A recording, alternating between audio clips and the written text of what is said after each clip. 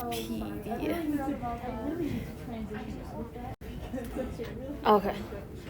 Hello everyone. Let's start with the attendance because I also have like a survey for you for office hours.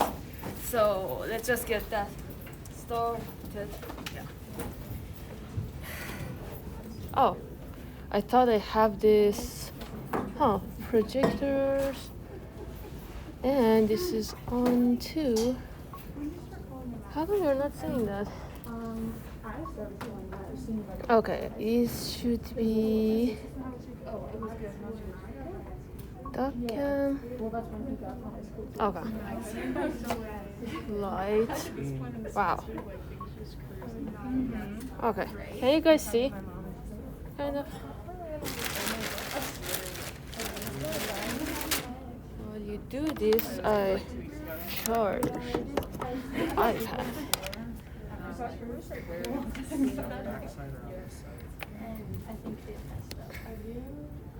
Okay.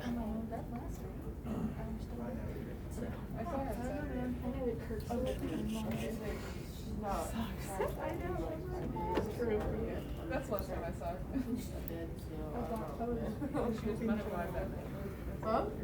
No, man. She was hoping we were there. I should have been there, but I was over there. No. Dang it. How can you I don't know. Yeah, last time she went to home, she bought me a one-time Oh my gosh. I I know. was like, you're gonna drive This is every week. It's impressive is what it is. Thank you. Yeah. Anytime. So as you guys know, we have our first exam, in-person exam this Friday. So that's why I want to schedule more office hours because I realize some of you, most of you, again, how many of you cannot come to my office, normal office hours? Okay. I remember the first time that I asked, there were like more students, but we had like more attendance at the time too. So please fill out the times if you're planning to come to my office hours. Because when I schedule them, I should be at my office. And I also want to schedule office hours for my other course. And I just want to make sure that I can help all students. So if you're planning to come to my office hours, choose a time that works for you. Does that make sense? But if you don't want to show up, you don't have to choose any of the options. Okay.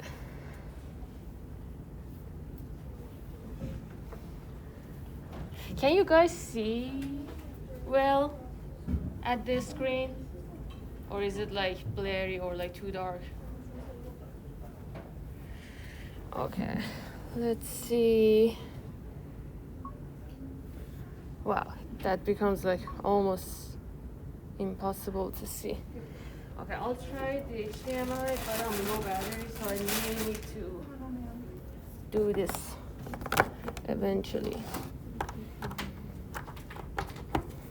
It's kind of strange that it doesn't have two, kind of like plug-in ports. With all the technology and all that, it doesn't have two of these. Just like, let's make it somehow that it does work under the water, but it doesn't have two ports. Anyway, so right now it should be good. Everyone's done with the attendance? Anyone still working on that? Okay. So I just give you 1 more minute. Okay. And I'll also go back to it. So, okay. Ones that I just now. And yeah. So, feel free to reach out to me if you have any questions or concerns about the course. I want all of you to do well on the exam, and I do my best for that to happen. Is this online or in person?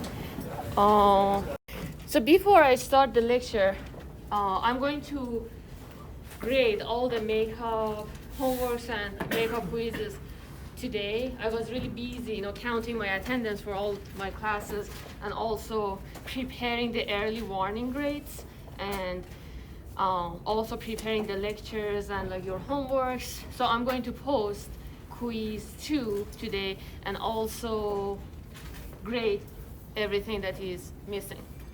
And after, basically on Wednesday, you're welcome to stop by my office and pick up your makeups.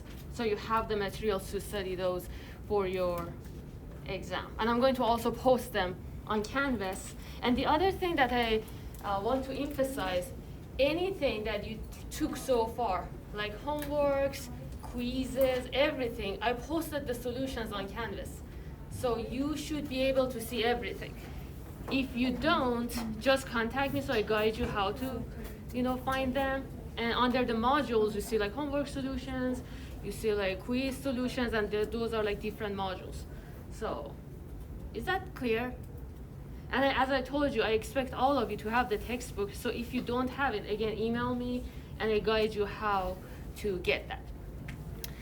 So, as you know, I usually have like a summary slide to make sure all of you know the materials well.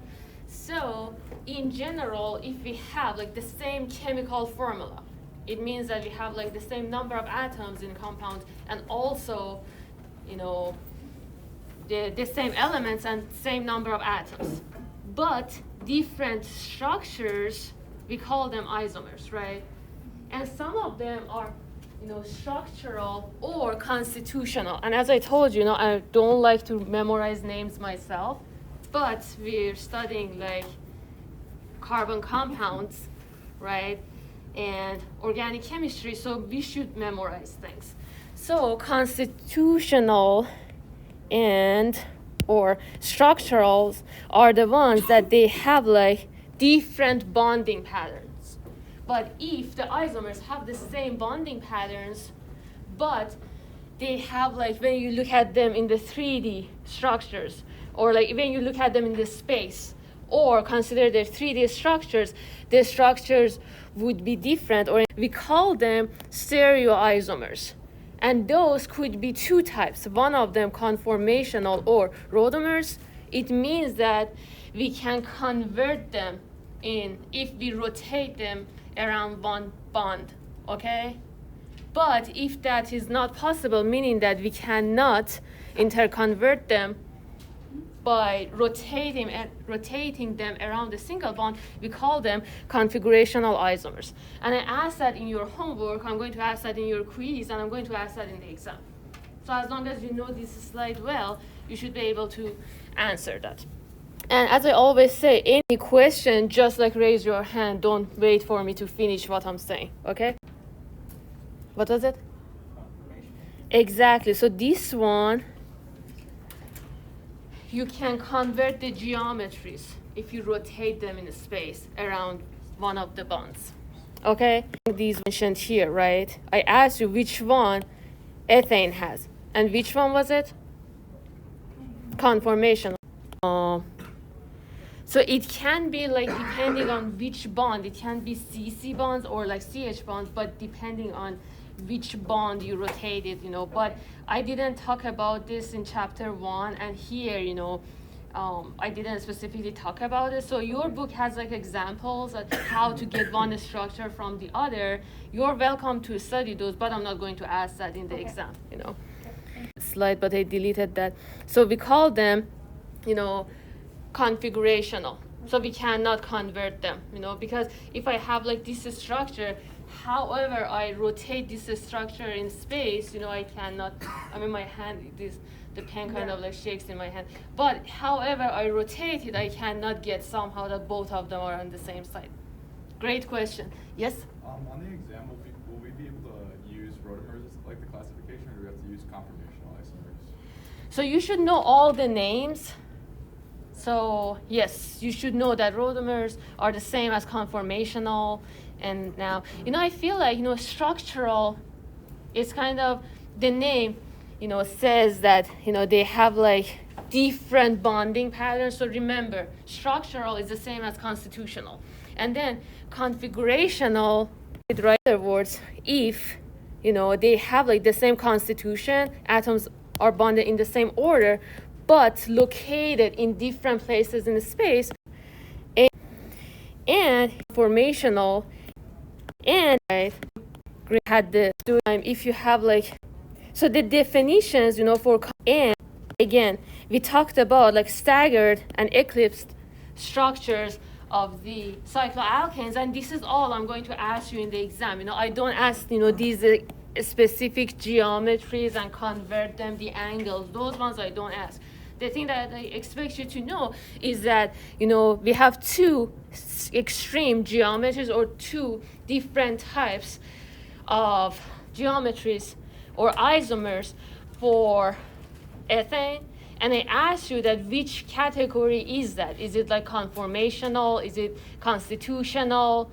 Is it like, because if you rotate these structures in this space around one of their bonds, you can get the other one. And again, I'm not going to ask the specifics. Yes. So would the rotation be on those carbon bonds, which is why it changes from staggered to eclipse, which is why it makes it a conformational? Yes. Like, is that where that rotation would occur? Yes. So depending on which bond you rotate Okay. it, yes. And you see it question. Oh, is just okay. And remember, one of these structures is the most stable one. So which one was it? Do you remember between staggered and eclipsed? Staggered is the stable one, and it has the lowest energy. And almost, we don't have eclipse at room temperature because that is not stable. And we talked about the same for, why is that? Because of the steric interactions between non-bonding electrons, right? When we have like in the eclipse structure. And again, these are like all the things that I'm going to ask you about, like these, conformational isomers. Okay? So knowing the definition, an example, eclipse and staggered, which one has the lowest energy and why the other one has high energy. Does that make sense? As for, configurational, they are basically the same when you look at the definitions, but the difference is that one of them can be converted to the other. Can you tell me which one was it?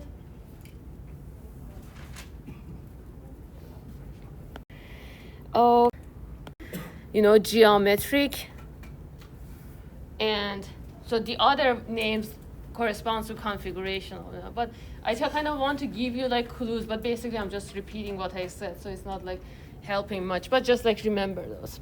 And great questions. I'm going to ask you those in the exams, the questions that your friends ask, cis and trans, and what type of isomers they are, and like the other name of like configurational. Okay? Great. Okay. And again, these like cis and trans structures, you see that, I wanted to say that in your other chemistry courses. I'm not sure if you're going to take more chemistry courses, but this is like an important concept, and that's why I'm emphasizing on them. Can anyone tell me what was the difference between cis and trans isomers? The placement of the branches. Yes. So what was the places in cis structure? Two on the same side. Exactly. So if you consider the ring, if you have like the two branches on the same side, we call that cis. If they are on the different sides, we call that trans. And I have, gave you this example that if this is like the ring, if you look at it in the space, one of the branches would be here, the other here, we call that trans. But if both of them are like in the same side, we call that cis. Is that clear? So are these a type of still conformational, or are these not conformational isomers anymore? So these ones cannot be converted to one another. So for that matter, questions. So we call them here. And we had like this slide last session. I tried to cross it out. I hope it's like, clear. So these structures, I don't know why your book had them in the slides that they provided for me. So, and on one hand, I was looking at these structures and I was like counting the number of hydrogens, and I was like, wow, there are like lots of bonds for carbon. And I assume what they meant to do, or, they kind of wanted to depict that it's like 3D structures. Some of the carbons are not showing because otherwise this structure wouldn't make sense, right? So what I asked you is that just like, forget about these two structures, and I have the correct structures of like 1 and 2 dimethyl cyclohexane from like this website that I included here. So you can have the right structures. Does that make sense? And thank you for catching it like last session.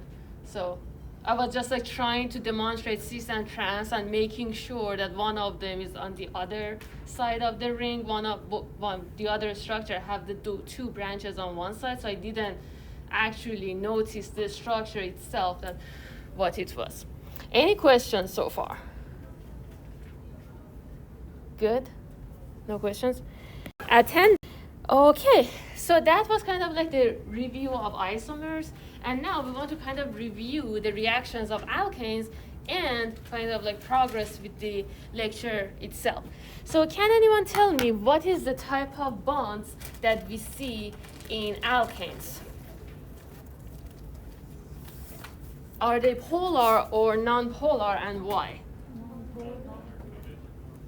Yes, non-polar covalent. So why are they covalent? Why are they, I guess, non-polar? Don't they have like different electronegativities, carbon and hydrogen? They're super close though. Exactly. So although they are different, we consider them to be close enough that we consider the bonds, non-polar. Okay, and that is really important because it affects their intermolecular forces and also the role that they play in reactions. So in general, and I asked this in your homework problem, and I'm going to ask that in your quiz too. So is this following a statement true or false? Alkanes ordinarily react with most acids, bases, oxidizing or reducing agents. That sentence, if I say they do react, that's false, right? Because they're like, they have like single covalent and non-polar bonds. They are relatively inert, okay?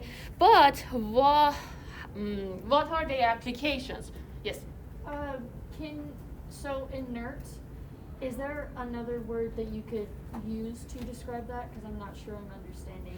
So it's kind of like they are not active. Okay. They don't participate Okay. in reactions, kind of like your noble gases. Okay. Yeah. Yeah. Cool. Thank you. Great question. Yeah, of course. Any other questions? Okay. So they don't participate in reactions much, but so what can we use them for? And I have like the answer here, but I want to hear it from you. Solvent. Yes, we can use them as solvents, whether for like crystallization or extraction, or as a solvent for carrying out other chemical reactions for other substances, because some chemical reactions, they occur in liquid phase, right? And we should have a solvent to facilitate the reaction. So they don't participate themselves, but they would be solvents for other reactants. Does that make sense?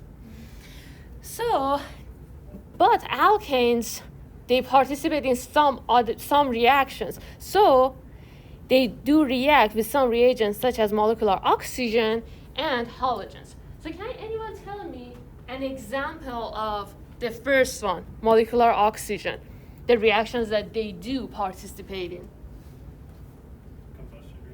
Combustion reactions, right?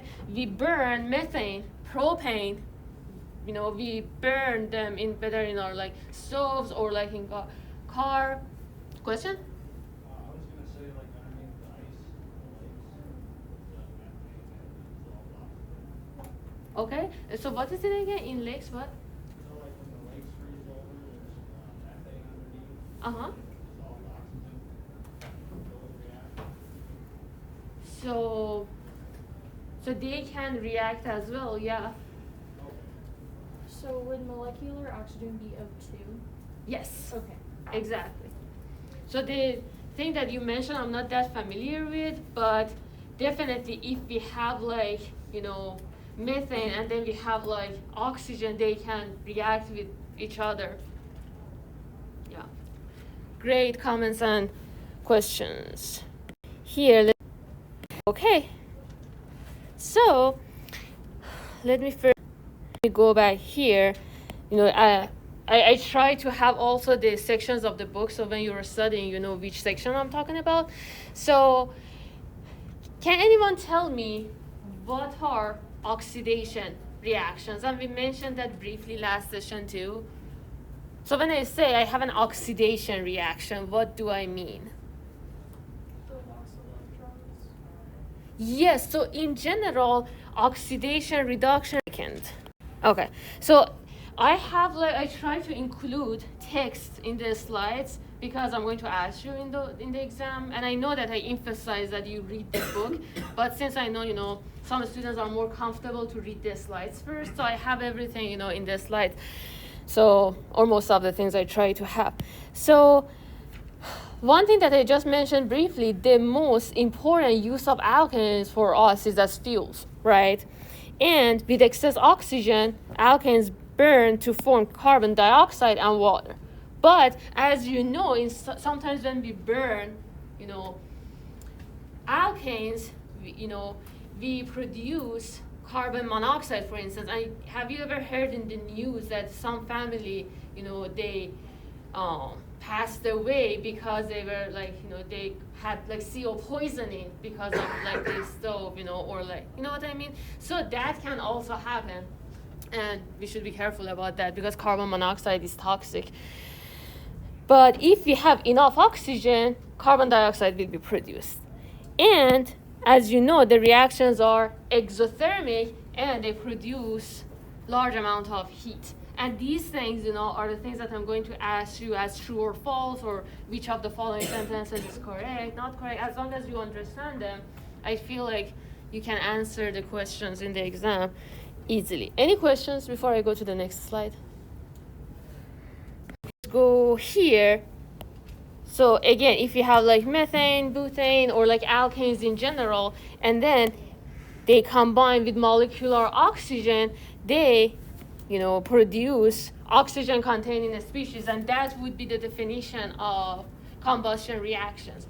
And if we have enough oxygen, carbon dioxide will be produced, and we call that complete oxidation or complete combustion. Okay, and reactions okay.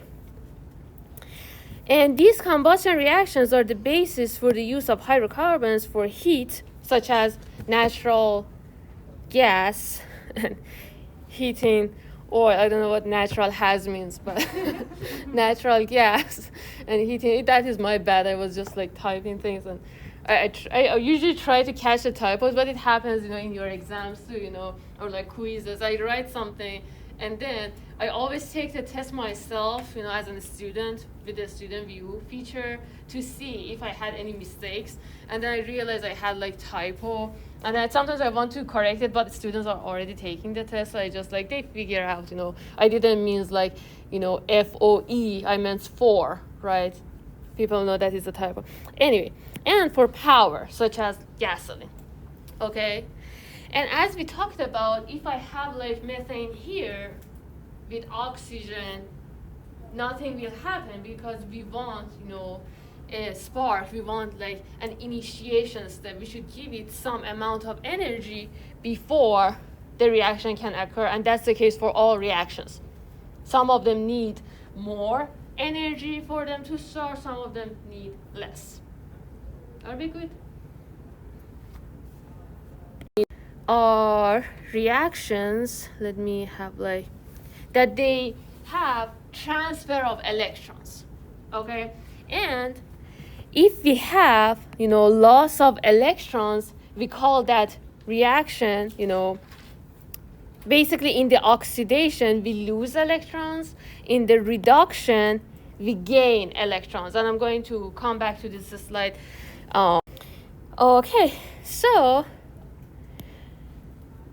all combustion reactions are oxidation reduction reactions, or we can abbreviate that by redox. Can anyone tell me why this sentence is correct? Why all combustion reactions are also oxidation reduction reactions? Anyone? Yes? Because of the transfer of electrons? Exactly, because when we are burning a fuel, electrons are being transferred. Does that make sense? Everyone's with me, or? Okay. And again, oxidation is the loss of electrons. For instance, if I have like iron and it changes to iron 2 plus, right?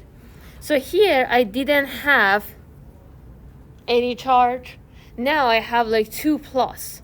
So electrons are being lost. So I call that oxidation. And I talk about oxidation state momentarily, so don't worry about it. And we call these numbers here like oxidation states. So 0 converted to +2.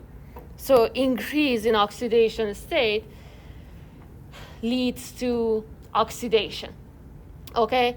And reduction is the gain of electrons. If I have, chlorine and then it converts to chloride, right?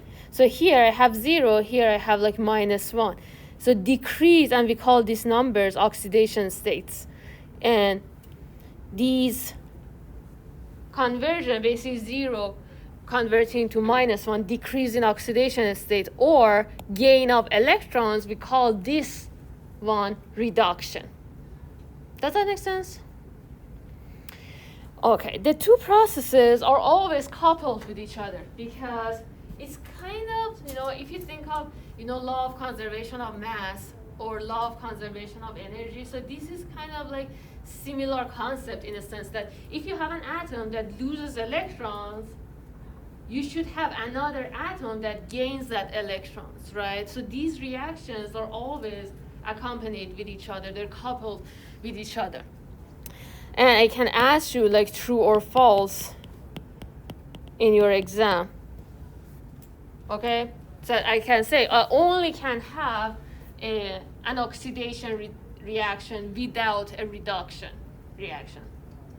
So that's not possible, right? Because you have, when some compound loses an electron, the other one gains an electrons. At least for like the, in the context of our course, things that we're talking about in this class, okay? Any questions so far? Good? Okay, so I wanted to have a slide of oxidation state because it wasn't specifically in the slides I had and not in your book. So, here I thought to mention something that is can be useful for you too. So most of the time when you Google something, the first thing that shows up is Wikipedia, and that can be useful, and most of the times you get the answer you want. But I remember when I was in college and I was searching for things, lots of the times there were this wiki is not complete, write this wiki, So most of the time people like ourselves are writing Wikipedia and they cite references and all that, but in general it cannot be as reliable as other resources. So the definition is correct, that's why I included that, but I also wanted to have more legit website to write the same. But as I mentioned, Wikipedia is not the most trustworthy resource to refer to. Does that make sense? So I thought it's just cool to just mention something out of scope of our course so you can use in your life in general. Because in most of your courses, at some point, you need to do literature review, find resources, kind of summarize information, and it's good to know what resources refer to. Anyway, so that was a side note. Oxidation state or oxidation number is the hypothetical charge of an atom if all of the bonds to different atoms were fully ionic. It describes the degree of oxidation. Again, remember, oxidation was loss of electrons, right? Because the oxidation number increases. of an atom in a chemical compound. Conceptually, the oxidation state may be positive, negative, or zero. This, or like include this, oxidation state, and I encountered a scientific journal. So in general, for all your courses, know that, if you refer to literature or like, scientific, literature or website, that would be like more reliable. So these two definitions are basically, here, again, it's kind of like similar concept that I just like mentioned. And it also have like, so again, a measure of the degree of oxidation of an atom, we consider that atom to be fully ionic and bonds being fully ionic, and we assign a hypothetical charge, right? So when I say oxidation state of chlorine is 0, it doesn't mean that it has like, it doesn't have any charge, I guess. But if I say oxidation of state of lithium, or oxidation state of hydrogen, so again, so we have some rules as well that here we have like written them in a paragraph. In the next slide, I have them in the table. So usually tables are like easier to grasp the information, but here I thought this slide is also useful. So oxidation state of free element, it means uncombined element is 0. So any element is in the periodic table by themselves, they have oxidation state of 0. Okay? And for a simple monatomic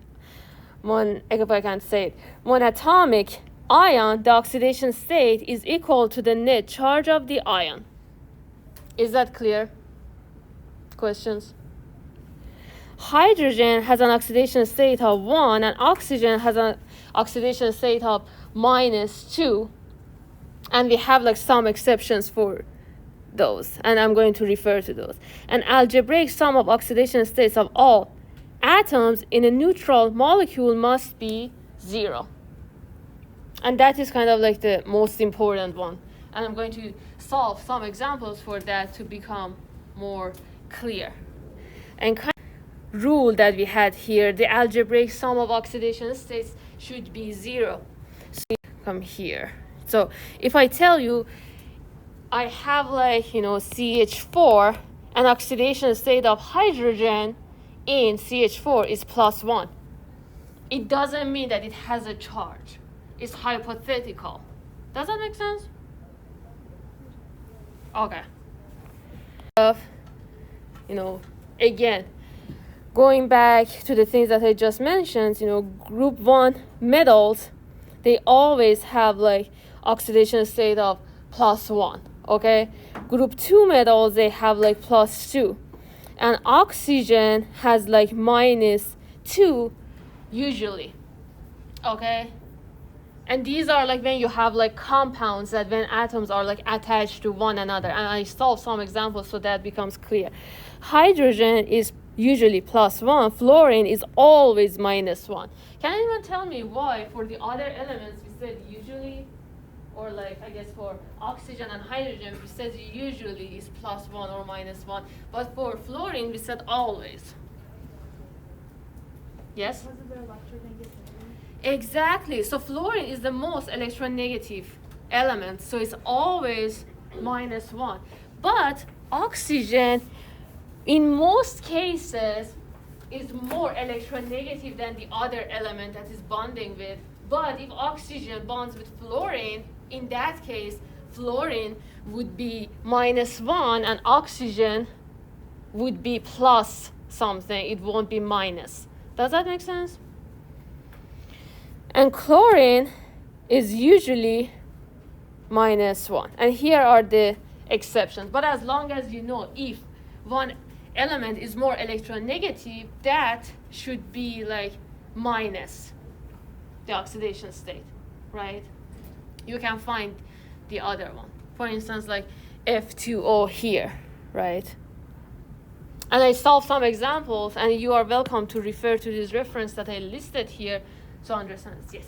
So if it's based off of electronegativity, would carbon be 0 then? So it's based on electronegativity, but it depends on what compound we have. So if you have CH4, we always refer to the last.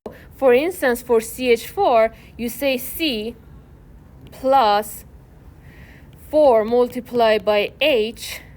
And even if I don't put parentheses, remember, you should first multiply, then add, okay? Equals 0, right? And then we said hydrogen is usually +1, right? So you say carbon plus, so +1 multiplied by 4 would be 4, right? Equals 0, so carbon would be -4, right? So when you have compounds, you use these rules to find the oxidation state of the element that you don't know. But these ones are usually the ones that you know. Does that make sense, kind of? Got confused, refer to this table. And these numbers, I expect you guys to know. So just, try to remember. So oxygen, is like, -2. Most of them are the charge that they will be having if they form an ionic compound, right? So oxygen, usually we have oxides, they have like charge of -2, or like hydrogen, usually has like +1, or like fluorine, chlorine. So it shouldn't be that difficult to remember, right? Okay, and I have like a video here again, from Khan Academy that I encourage you. I didn't encourage, I asked you to watch it and so understand these concepts better. Video and the link wasn't working. Huh? This one? Yeah. Okay, I'll check the link. Okay, I will check it. Maybe I had a, yeah, I'll check it. Yeah, I wanted to say maybe I had a typo, but usually I just copy paste from browser. But yeah, I'll check it. Yeah, thanks for telling me. Okay, I'll check this. And here we're going to solve some examples. Yes? I tried watching. Okay, and thank you for bringing that to my attention. So here we did the example for like CH4, right? So each of these hydrogens have like the oxidation state of +1. So when you want to find that for carbon, it would be, you can kind of like write it as this, but I encourage you to just like start from the beginning and write all the steps. So here we say carbon, and then you can say multiply by 1, because you have, this is the number of carbon atom, okay? Plus 4 multiplied by hydrogen, and this is number of hydrogen atoms, should equal 0. And you substitute +1 here, and then solve for the equation, which is like fairly straightforward, right? The carbon would equal -4.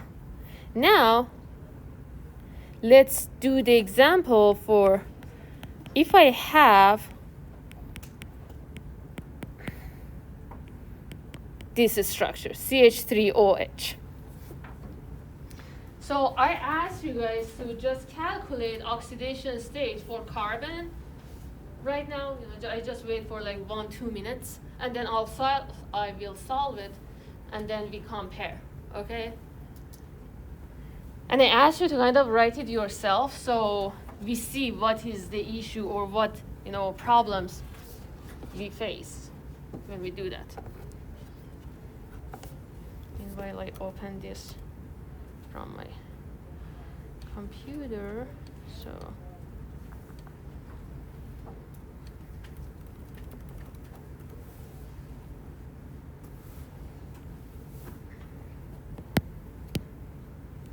can anyone tell me what they wrote so far? So the procedure. Let me write the question to find the oxidation, bless you, state of carbon. And you're going to see that in your exam. And something I forgot to mention, so your exam on Friday would be anything that we learned until Wednesday.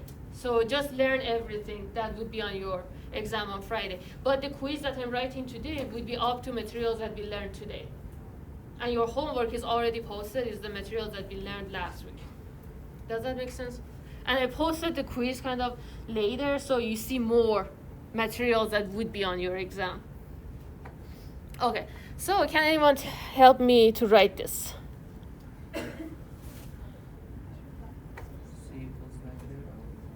Okay, so what is the first step? I had a professor, and actually he was teaching us, inorganic chemistry. And, I always remember he was emphasizing, advanced inorganic chemistry of Cotton and Wilkinson. It was like the book that he really loved. And then he was just like mentioning that a lot. And it just kind of like now in my brain, although it was like, I don't know, years ago, I still remember him and his voice and like emphasizing on this. So he was telling us, and our exams wasn't like multiple choice questions. He was telling in the exam, write the answer to the questions so that if you give it to someone working at a grocery store, they can understand what you wrote. Basically for someone that they just know how to read and write, but they don't know any science. So, and I always remember that because he wanted us to explain everything from the beginning and be so thorough and all that. Anyway, so now I ask you to just like guide me as if I don't know anything, right? So start from the first step. How would I formulate this? Carbon times 1. Okay, carbon times 1, because this is like number of carbon atoms, okay? Plus hydrogen times 4. Okay? Plus oxygen times 1. Okay. So should it be equal to what? 0. 0, right? Because we have a neutral compound, right? It doesn't have any charge. If you had an ion that has like charge of +1, if you had a polyatomic ion, it would equal the charge of that ion. Does that make sense? But this is a neutral compound. So now, what should I substitute for hydrogen? What should I substitute for oxygen? -2, right? And okay, so now I write 1 multiplied by carbon would be carbon plus, yes.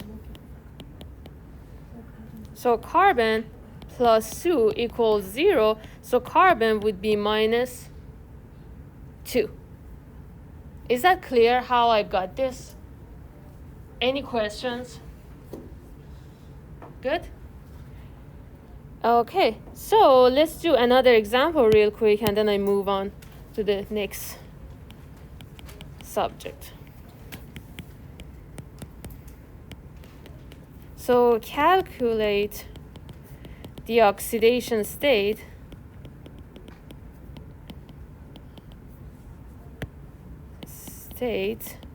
for carbon.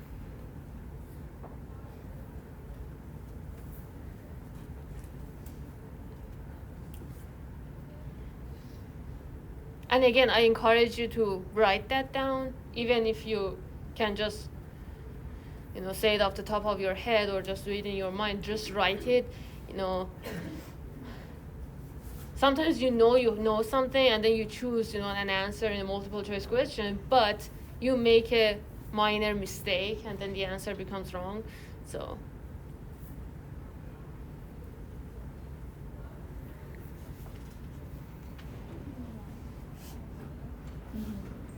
Okay, can anyone help me to write this one? C times 1 plus H times 5 Okay. plus N times 1. And what should equal to? What should 0. Okay. So what is oxidation state of hydrogen?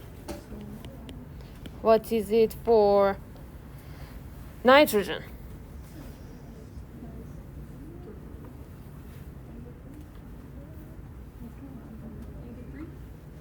-3.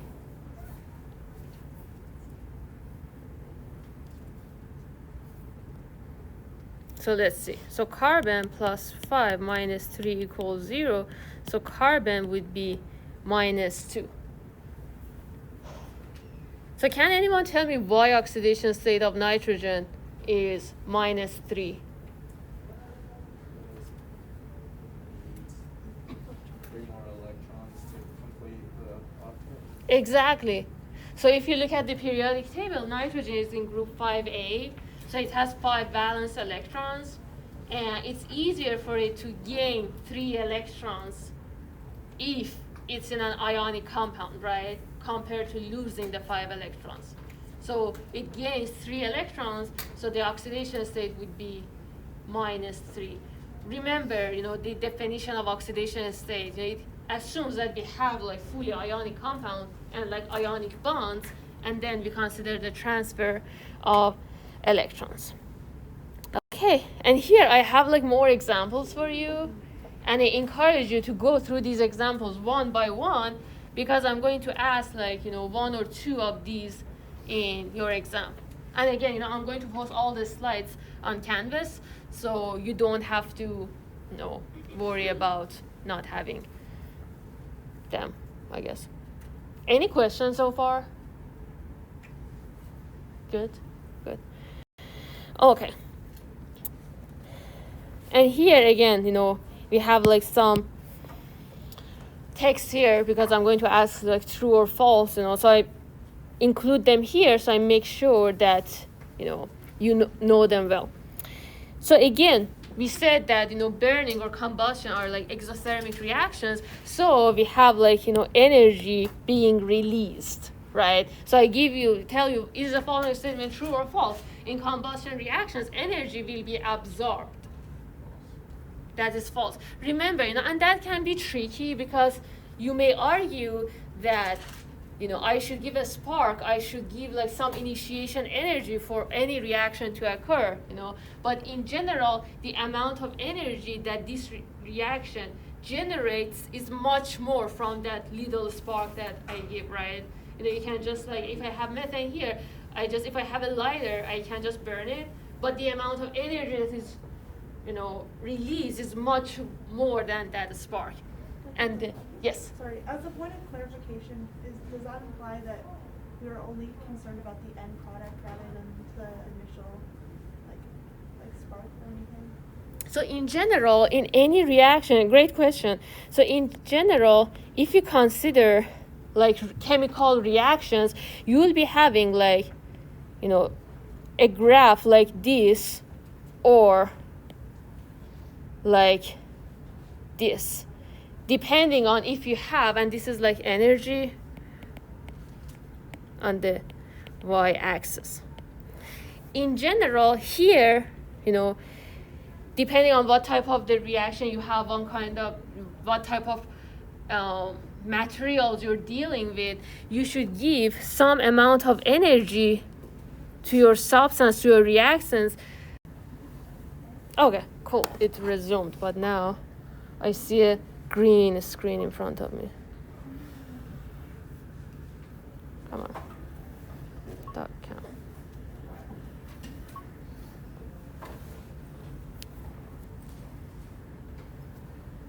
Can you guys kind of see? Okay. Bear with me here. Okay. So if I have like 2 types of reactions in general, got it, thanks. Okay. I should give my reactant some amount of energy in order for the reaction to occur. And we call that energy activation energy, okay? And when that occurs, the reaction proceeds, and kind of like this is your like the depiction of the reaction. So this would be your activation energy,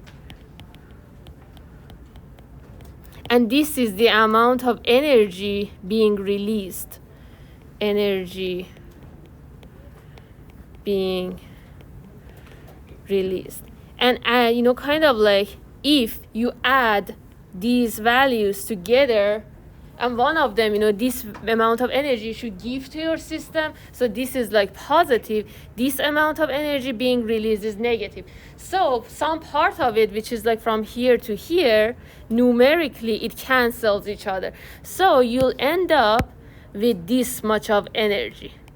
And if this amount, the amount of the energy of your system at the end, if it's like lower, you see, if for instance I just make up number, if this is like 2, if this is 10, it means that your system had like lots of energy, or like it had like 10 kilojoule, for instance, if that is my unit, and then it gave energy to the system, to the surrounding, sorry. So it became like 2 kilojoule now. So it lost energy. So what happened to the energy of the system? It gave it to the environment, kind of like combustion reaction, that you have a fuel that it has chemical energy, but it gives the energy to the environment. So your reaction would be exothermic. But sometimes the energy being released to the environment or surrounding, if you consider this number as like, I don't know, 3, consider this number again as 10, your system had like 3 kilojoule, right? And then it ended up with 10 kilojoule. So it absorbed energy from the environment. So you have like endothermic reaction. So in general, if you have like endothermic or exothermic reaction, depends on the interplay of these two factors. Does that make sense? Kind of. Okay, so I'll schedule more office hours depending on the responses that you gave me. And if you didn't